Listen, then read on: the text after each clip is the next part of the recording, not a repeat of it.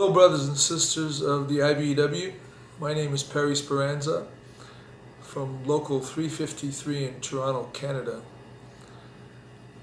I'm coming to you tonight from my dining room table to have a little talk with you before one of the most important events in the IBEW, which comes every 5 years and is coming next week in Vancouver, Canada. The IBEW convention starts on the 19th of September, and I hope to be there. I'm going to be there as a guest, I hope, or an observer. Sit in the gallery and observe the proceedings because I think it's very important. It's important to me to be there. You may or may not know me from being on the internet in the past year, especially Facebook. The IBEW groups have grown and I think are doing a very important job for the membership. Lots of members are involved, either whether it be talking about their own local unions or the IBEW as a whole. One of the things that I've been involved with has been the campaign for one member, one vote, and that started in November 2009. And by using Facebook, we managed to communicate with each other and help each other pass the motion in many locals around the IBEW. As a matter of fact, I believe it was 25 or 26, maybe more. I've even lost count now. But that campaign fell short. It fell short because of decisions made by the international office.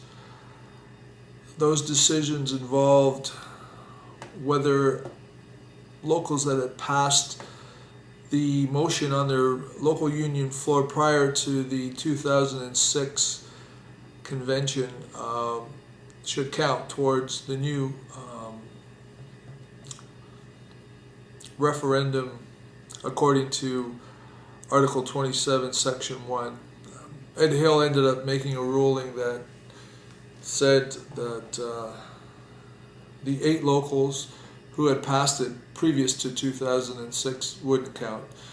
Now, I disagree with that decision because I don't see anywhere in the IBEW Constitution where it stipulates a time limit on any petition. Later this year, after the March 1st deadline, because there's a deadline according to the Constitution for the presentation of any petition,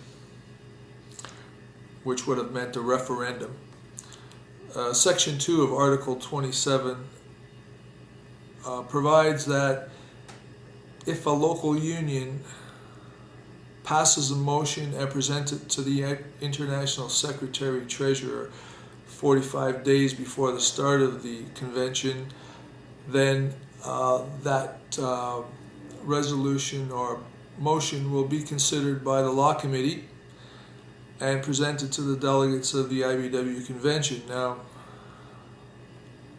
I was under the impression that that was happening. In April, Local 894, Oshawa, Ontario, passed a motion unanimously on their floor to support the amendment language, the same amendment language, one member, one vote amendment that was written and passed by Local 666 Richmond, Virginia in 2002. That motion included a provision for the recording secretary to send a letter to the International Secretary-Treasurer within 7 days. I only just found out last week that in fact that letter was never sent. So it seems that the one member, one vote amendment won't be discussed by the delegates at the convention this year, which is a shame. But that doesn't change the fact that 26, 27 locals actually passed a motion supporting it. So brothers and sisters, I think we've learned a lot of lessons along the way. We learned that social media could be the key to being able to reform the IBEW in a manner that will serve us the way I believe and many of you believe it should. Part of the thrust of one member, one vote amendment was to make the international officers more accountable to us, and more now than ever because of policies like CECW.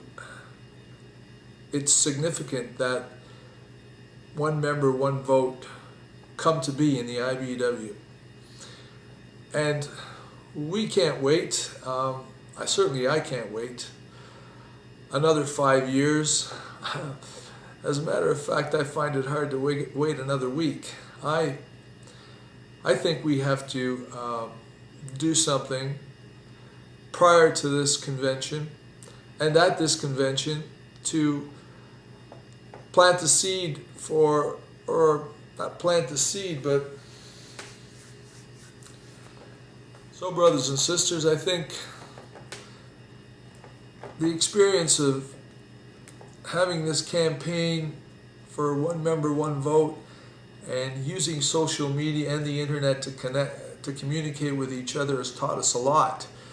It's taught us that if we really want to reform the IBEW for the better, we can do it. But it isn't going to be done by itself.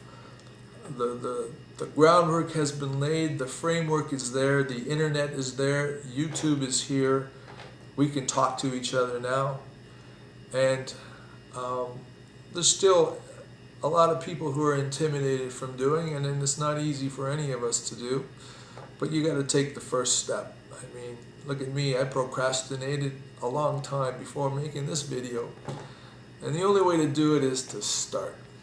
And then once you've started, you see what you've done and you improve on it. I mean, our campaign for one member, one vote was a start. In my opinion, it should have happened. We had enough to have the referendum.